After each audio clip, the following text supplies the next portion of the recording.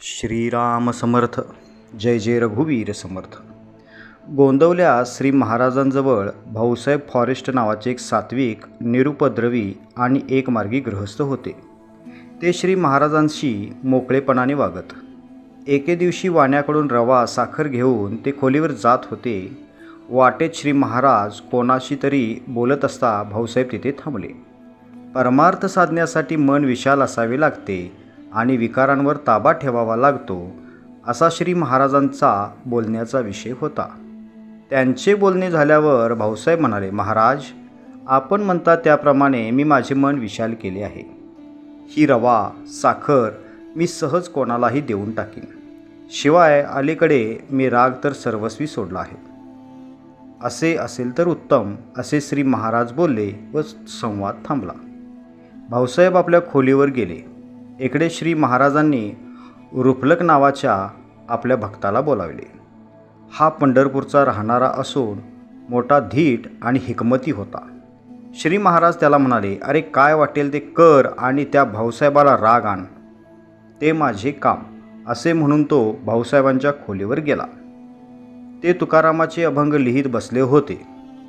रुपलक बाहेर पायरीवर बसला आणि स्वतःशीच पण जरा मोठ्याने बोलला, काय थेरडा आहे बघा, काहीतरी लिहित बसतो, नसते उपद्व्याप करीत बसतो.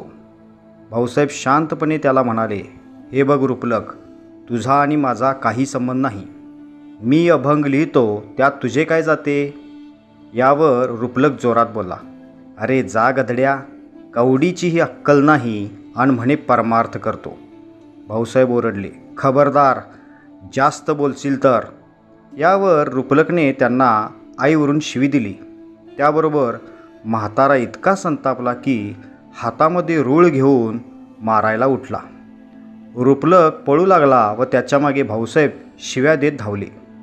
रुपलक सरळ श्री महाराजांच्या खोलीत गेला आणि म्हणाला, महाराज, हे बघा लचांड आणलं आहे. इतक्यात भाऊसाहेब येऊन धडकले आणि तावातावाने ओरडू लागले. काय झाले, काय झाले म्हणून श्री महाराज विचारू लागले.